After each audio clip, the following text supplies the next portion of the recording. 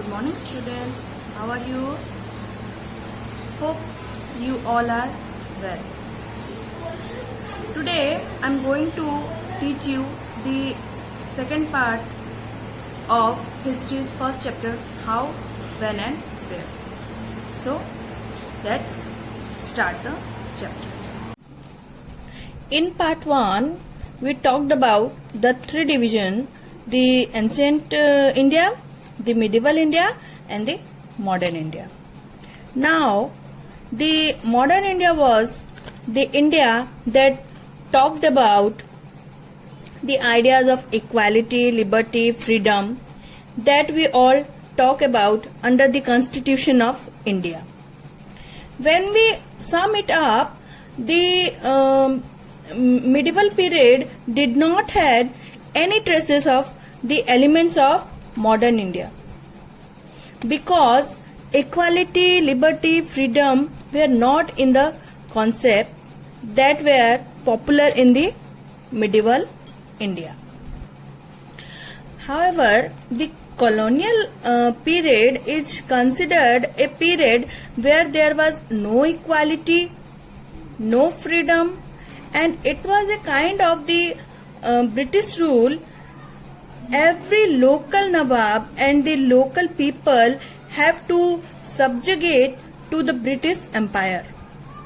The economy was highly controlled and revenue collection, which was key during that time, was also very controlled and collected by very few. What is colonial? In this period, there was no equality, no freedom and no economic growth. British subjugated local Nawabs, controlled economy and collect revenue. Okay? Now, this colonial period led to colonization of the country, and colonization means technically that one country subjugates over the other country and tried to bring in changes in the form of social changes, political changes, economic changes and cultural changes in the country. Okay. Now, you know what is colonization? When the subjugation of one country by another leads to these kinds of political, economic, social and cultural changes, we refer to the process as colonization. Okay. Now when we talk about Britishers, how do we know Britishers?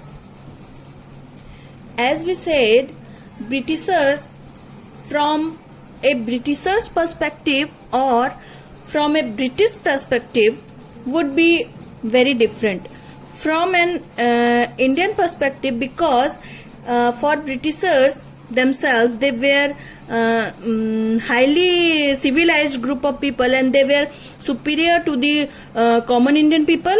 Now there were key things that they brought about.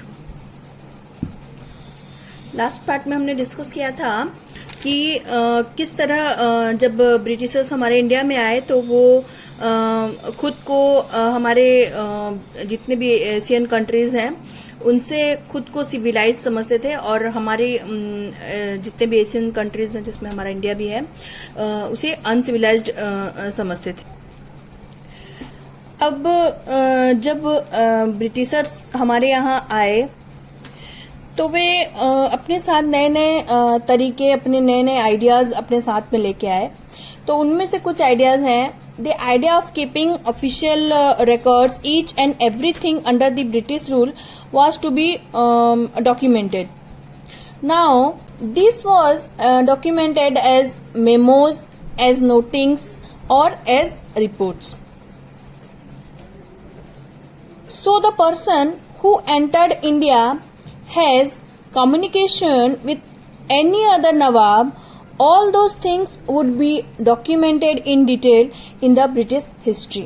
So that was one thing we learned about, very well from the Britishers, because of the documentation, you have clarity of ideas and you have a kind of clear cut vision that we could understand now what Britishers were planning during that time. तो इस documentation की वजह से ही आज हम उनके जितने भी प्लानिंग और जो भी काम करने के तरीके थे उनके बारे में हम आज अच्छी तरह से समझ सकते हैं. ठीक है. Again a very good idea that they laid forward was in the administrative institution. Each institution had a record room attached to the offices like village tahsildar office, the collectorate, the commissioner's office, the provincial secretariats, the law courts, all had their record rooms where all the important literature and all the important happenings were to be kept in the archives during that time. Again, there were people who were beautifully writing the text, who were known as calligraphers. And these calligraphers were writing out the text, copying it and creating the archives during that time. Again, institution and museum came up. Art was largely appreciated as per the British culture. So these were the some of the developments during the British period. Now, the early 19th century talked about the handwritten text. However, during the middle and later 19th century, printing press started. So you have more of newspaper and magazines coming up. Okay. With the spread of printing, multiple copies of these records were printed as proceeding of each government department. Surveys become important. Again, one more important aspect of the British Empire and British rule in India was surveying. James Princip was one of the major governors who talked about surveying the land area, and once you survey, you know which areas to dominate and how to go around. So surveying became a very important part of the British conquest of India. They established various surveys. So it was in the form of geological survey, botanical survey, archaeological survey, anthropological survey, forest survey of India. So numerous surveys were conducted. तो जो ये surveys किए जाने लगे, ये इसमें कई तरह की चीजें होती थी. हमारे कंट्री के जितने भी डिफरेंट टाइप ऑफ विलेजेस के सर्वे उसके अंदर आते थे. हमारे topography, soil quality, flora, fauna, local histories, religious teachings, वो सारी चीजें सर्वे करते थे. इवन वो हमारे बहुत सारे कास्ट टबूज, सुपरस्टिशियस और रिलीजियस जितने भी हमारे तरीके होते थे, रूल होते थे, वो भले वो क्रिटिसाइज करते थे, लेकिन उसके बारे में वो सर्वे करते थे, उसकी हिस्ट्री को जानते थे, कोशिश करते थे उसकी हिस्ट्री जानने की.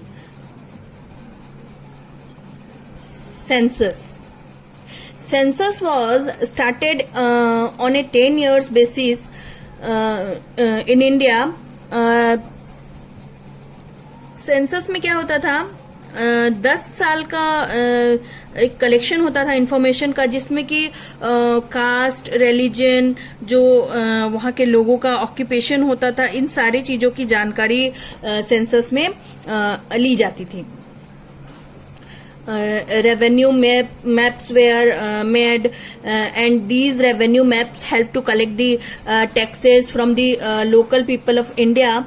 Now the very important thing again here was all these records that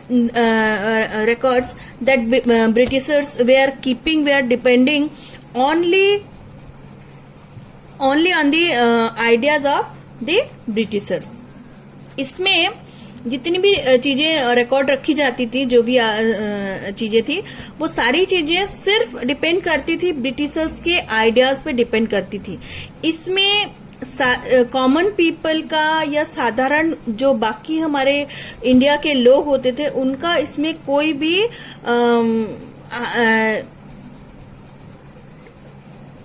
चीज उनसे रिलेट नहीं करता था. They were not revealing the idea of a common man. What the common man was trying to speak out his views in the local newspaper that started after printing.